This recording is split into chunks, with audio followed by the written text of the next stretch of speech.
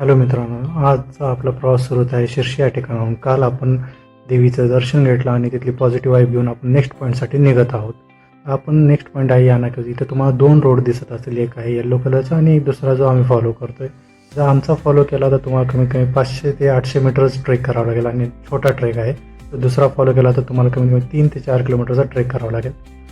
स्वतः तुम्हाला रिकमेंड करेन की आम्ही जो रस्ता फॉलो केला आहे तोच करावा, कारण की तो एकदम शांत आहे, जास्त ट्रॅफिक नसणार आहे, रस्ता चांगला आहे आणि सेफ पण आहे.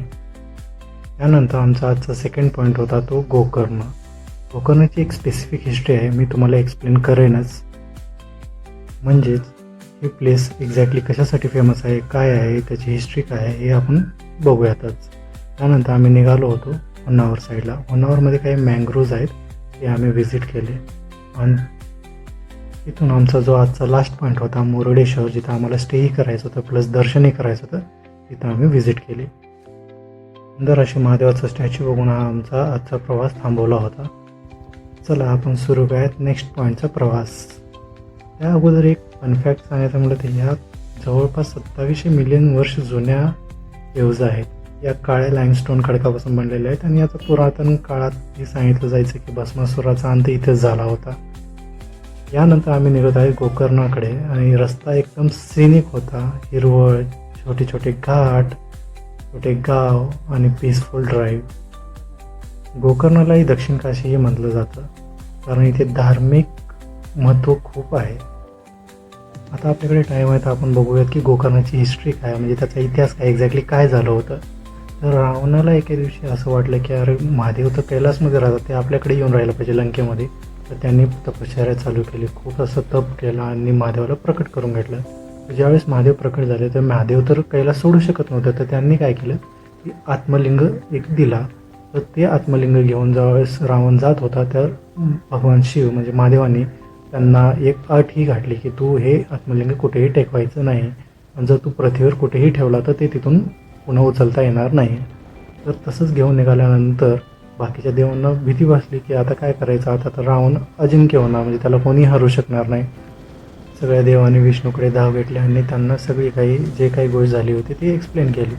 त्यानंतर विष्णूने एक प्लॅन केला की आपण गणपती बाप्पाला पाठवूयात आणि त्यांना ब्राह्मण मुलाच्या रूपात पाठवूयात.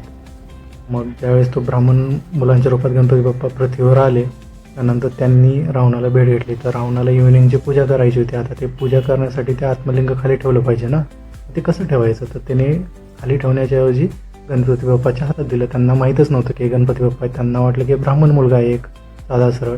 पण त्यावेळेस गणपती बाप्पाने त्यांना आठ सांगितली की मी 3दा आवाज देईन आणि 3 आवाजात तर तुम्ही नाही ऐकलात, तुम्ही नाही आलात तर मी इथेच खाली ठेवून निघून जाईन.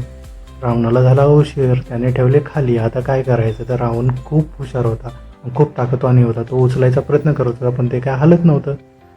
पण तो खूप जोरात असं ओरडला की महाबळेश्वर, म्हणजे खूप शक्ती असलेला महाबली, म्हणजे महाबली असलेला शहर महाबळेश्वर. मग त्यामुळे त्या मंदिराचं नाव पडलं महाबळेश्वर. आणि ज्यावेळेस तो उचलायचा प्रयत्न करत होता आत्मलिंगाला, त्याचे झाले 4 तुकडे.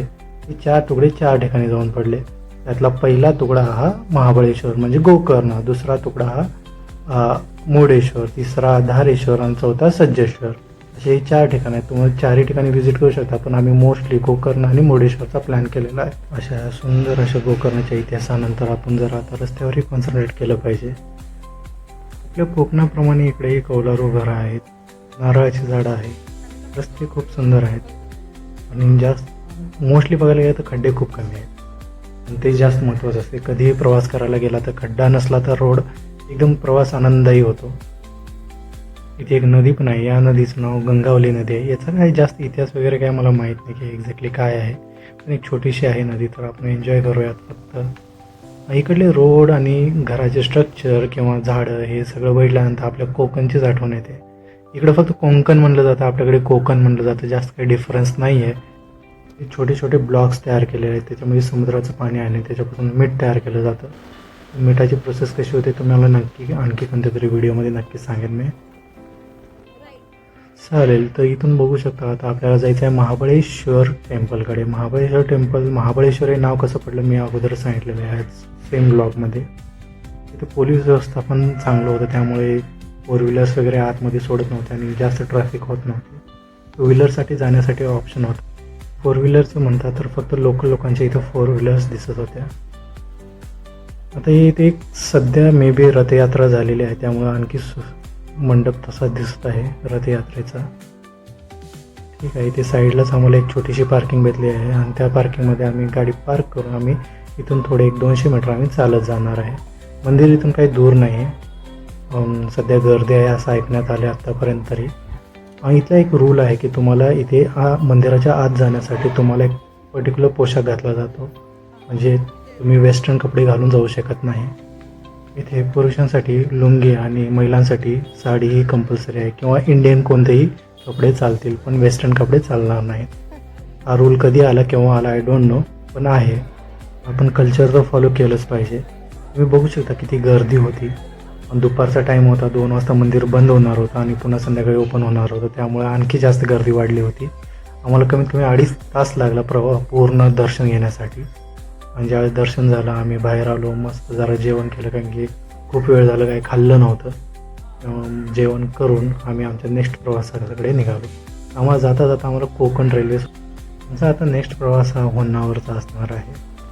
होन्नावरला जाण्यासाठी आम्हाला जरा उन्हात निघावं लागलं, पण पुढे आम्हाला रीच पण करायचं होतं, कारण की मुर्डेश्वर आमचा लास्ट स्टॉप आम्ही ठरवलेला होता. सो आम्ही जरा उन्हातच निघालो. आणि ही एक आम्हाला आगनाशिनी या नावाची नदी भेटली.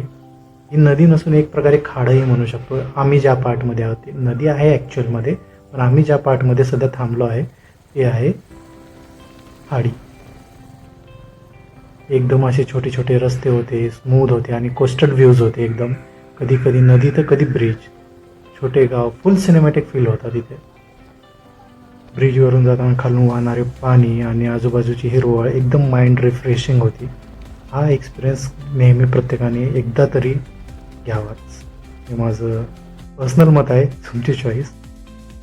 थोडी ट्रॅफिक लागली आम्हाला इथे एंडिंगला, कारण की इथे काही रस्त्याचंही काम चालू होतं, प्लस ब्रिज पण छोटा होता. त्यामुळे आता हे आम्ही सेकंड नदीच्या पुलावर जाणार आहे. ही सेकंड नदी आहे शरावती नदी.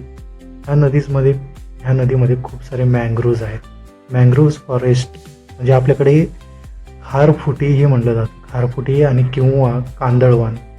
आय थिंक आपल्या महाराष्ट्रात पण एक शहर आहे कांदिवली नावाचं, मे बी त्याचा आणि कांदळवनचा काहीतरी संबंध असणार आहे. कांदल आणि कांदिवली बघूयात, आपण हिस्ट्री बघूयात नंतर, काहीतरी कनेक्ट असणारच आहे त्यांचं. ब्रिजवर थोडी ट्रॅफिक होती,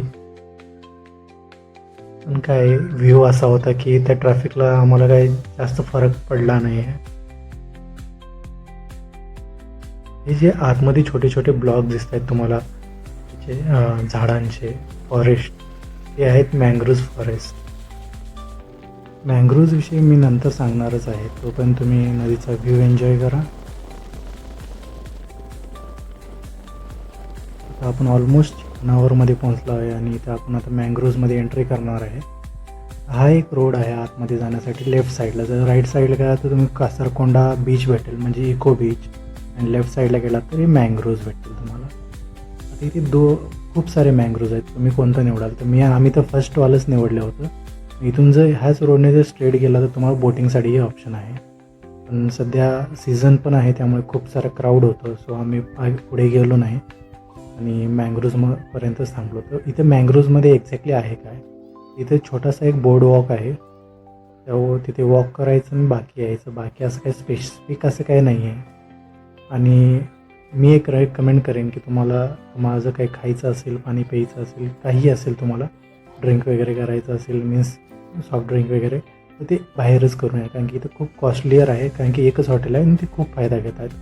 तुम्हाला ह्या बोर्डवॉकवर येण्यासाठी कमीत कमी 30 ते 40 रुपयाचं तिकीट काढावं लागेल आणि त्यानंतर तुम्हाला फीस भरल्यानंतर तुम्ही आतमध्ये याल.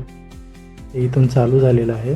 सध्याचा सीझन हा डिसेंबरचा असल्यामुळं पाणी कमी झालं होतं आणि आपल्याला जमीन दिसत होती. आपल्याला जर पूर्ण पाण्यात असतं मँग्रोव्ज तर आणखी खूप मजा आली असते. आता मँग्रोव्ज गार्डन किंवा मँग्रोव्ज फॉरेस्ट एक्झॅक्टली असतं काय, तर पहिलं सांगितल्याप्रमाणे हे खारफुटी आहे, म्हणजे समुद्राच्या पाण्यावर जगणारी वनस्पती आहे. या वनस्पतीचा फायदा किंवा या झाडांचा फायदा असा आहे की याची मुळं जमिनीच्या बाहेर असतात. ते ऑक्सिजन घेण्यासाठी ते बाहेर येतात आणि त्याच्यामुळं जमिनीचं करोजन कमी होतं. आणि त्या मुळा अशा खूप खोलवर असतात आणि म्हणजे बाहेर असल्यामुळे तिथे एक जाळं तयार झाल्यासारखं होतं आणि त्यामध्ये माशांना राहण्यासाठी घरही तयार होतं. माशांचे घर आणि जमिनीचं इरोजन ह्याच्यामुळे इन्व्हायरमेंटमध्ये एक बॅलन्स तयार होतो. ही नेचरची एक स्मार्ट टेक्नॉलॉजी आहे. यानंतर तुम्ही आतमध्ये बघू शकता की त्या मुळा किती बाहेरपर्यंत आलेल्या आहेत आणि बोर्डवॉकवर आम्ही चालतानाही तुम्हाला साईडला मुळा दिसत असेल. म्हणजे एवढ्या उंचपर्यंत त्या मुळा आहेत आणि खूप खाली खोलपर्यंत पण आहेत. आता थोडं थोडं पाणीही तुम्हाला दिसत असणार आहे.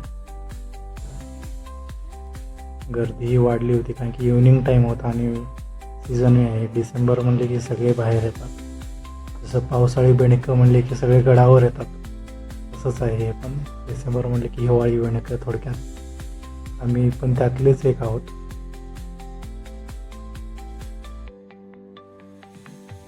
खूप असं घनदाट असे मँग्रोव्ज होते. मी काहीतरी वेगळा ट्राय केला होता. इथं मी सरळ ही व्हिडिओ दाखवेन तुम्हाला. आता हां, हे असं दिसत होतं. म्हणजे माझा ट्राय सक्सेसफुल झालेला आहे. इन शॉर्ट जे काही केलं ते. आता थोडं आणखी मी आता बोर्डवॉकवरून आम्ही बाहेर पडलो आणि तिथून आपल्याला दुसऱ्या मँग्रोवमध्ये जायचं आहे. ते समोर दिसते ना फॉरेस्ट, त्या फॉरेस्टमध्ये असे छोटे छोटे फॉरेस्ट खूप आहेत. तुम्ही पलीकडे बघू शकता छोटे छोटे. त्या मँग्रोव्ह फॉरेस्टमध्ये जाण्यासाठी असा त्यांनी छोटासा एक ब्रिज बनवला आहे बिटवीन टू मँग्रोव्ज. ह्या साईडलाही आहेत आणि ह्या साईडलाही आहे. माझं बोटिंग वगैरे करायचं असेल तर तुम्हाला इथूनच फिरवलं जाईल, बाकी काही नाही आहे. आम्ही फक्त बोर्ड वाकून बघतोय, ते बोटमधून बघणार आहे.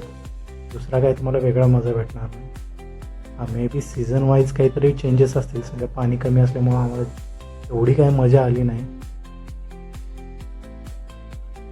इथे फक्त एक राऊंड होता, इकडून जायचं अजून पलीकडून युटर्न घेऊन वापस रिटर्न. तर आम्ही थोडा वेळ घातला इथं, जरा फोटोशूट वगैरे केला, व्हिडिओ शूट केला आणि त्यानंतर आम्ही नेक्स्ट प्रवासासाठी निघालो.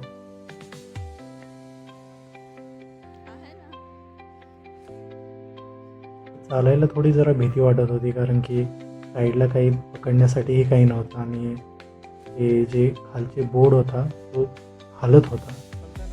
पट्ट्या प्रॉपरली फिट केलेल्या नव्हत्या.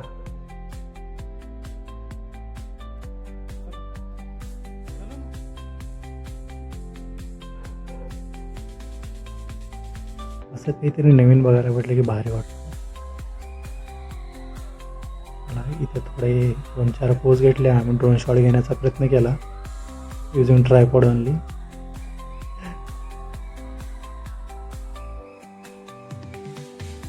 आणि आम्ही निघालो मुर्डेश्वर साईडला. आता आतमधला थोडा व्हिडिओ नाही ट्रॅव्हलिंगचा कारण की रोड साधा सरळ एकदम मस्त हायवे होता. हायवे 66 एकदम भारी हायवे आहे. तुम्ही कधीतरी प्रवास करा, मजा येईल. आणि आम्ही आता पोहोचलो आहे मुर्डेश्वरला. मुर्डेश्वरला आमचं पहिलं काम असणार आहे सनसेट बघणं, सेकंड काम असणार हॉटेल बघणे. ते सीझन असल्यामुळे हॉटेल खूप कमी होते, पण हे बघता बघता आम्हाला एक ॲक्शन इव्हेंट दिसला. इथे सध्या क्रिसमसची काहीतरी तयारी चालू होती, एक छोटासा इव्हेंट चालू होता, ते आम्ही बघितला. त्यानंतर आम्हाला हॉटेल बुक केलं आणि इव्हनिंगला आम्ही थोडा वेळ मंदिर बाहेरून बघितलं. फोटोशूट व्हिडिओ वगैरे काढले आणि आमचा हा प्रवासाचा दिवस इथं संपला.